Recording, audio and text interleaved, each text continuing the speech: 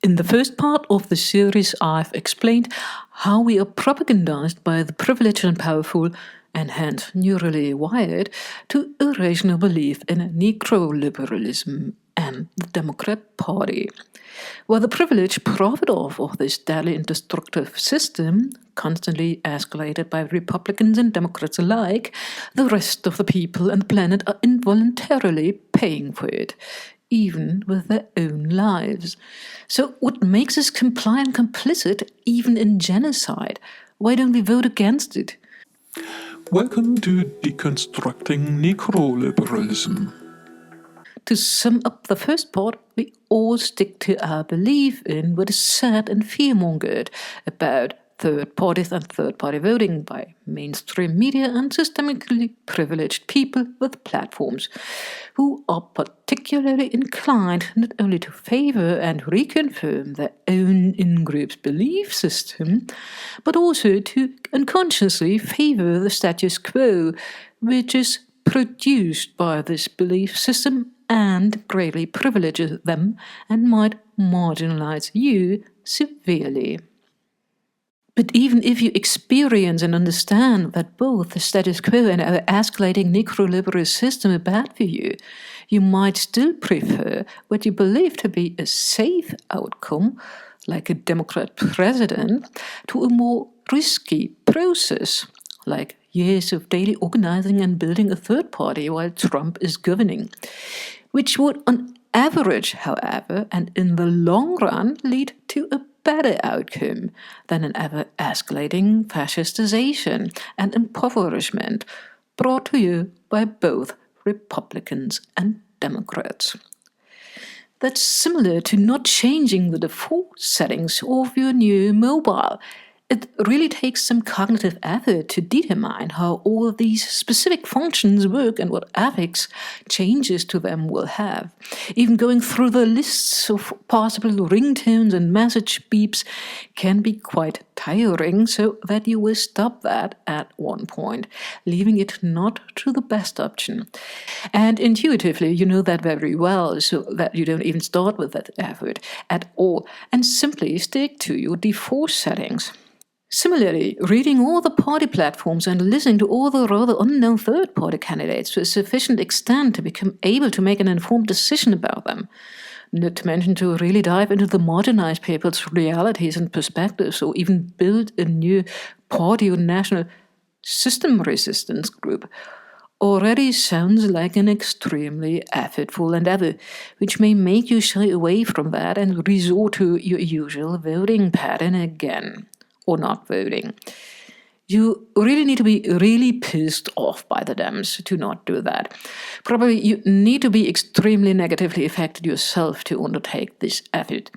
And that's even more true for rewiring your whole neural networks, not only those processing information about political parties, but those which are concerned with how our system really works, which is probably necessary to fully grasp the dimension, complicity and systemicity of the Democrats' fascistization, which is one reason why we commonly only have very low numbers when it comes to resisting the whole system and belief system, like 0.3% against Nazi Germany, not even 5% in Israel, and probably only a few percent on election day in the US too.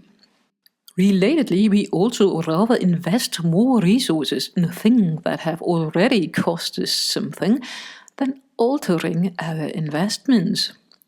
The more you've already donated to or even campaigned for the Democrat Party, the more you've read their books and tweets and watched all the appearances on the media, and the more you've believed them, the more you've built your belief system on their narratives and frameworks, the more you cognitively and morally invested in them, and even build your personal relationships on these beliefs and networks, the more likely you are to throw again good money after bad money, good time after bad time, so to say, and good trust after disappointments.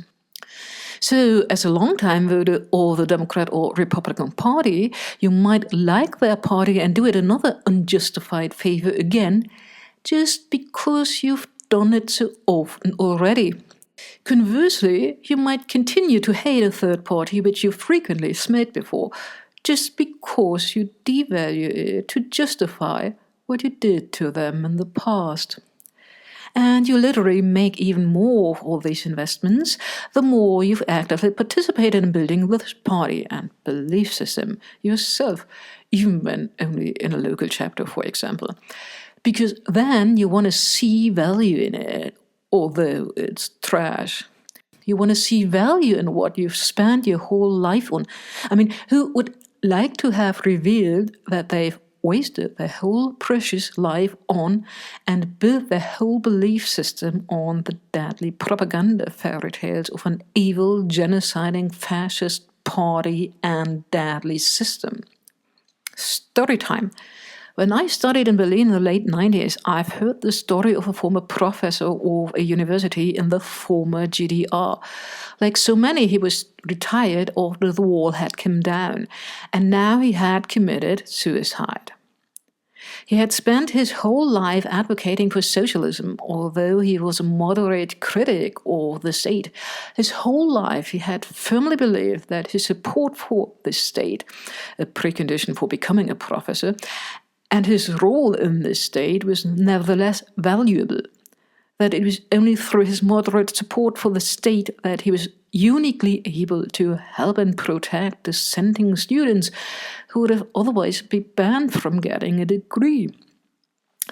After the wall had come down, however, he has learned how many students were actually really drastically negatively affected by the state he helped to uphold, and how little his support for relatively few students really did.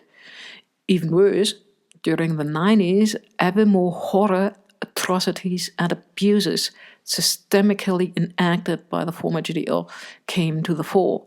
He started to grasp the dimension of the evil he had supported his whole life, and then he literally couldn't bear his complicity anymore.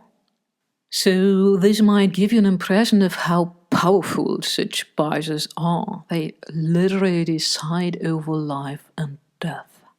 In the next part of this series, I will explain to you why and how the Democrats are as authoritarian as the Republicans.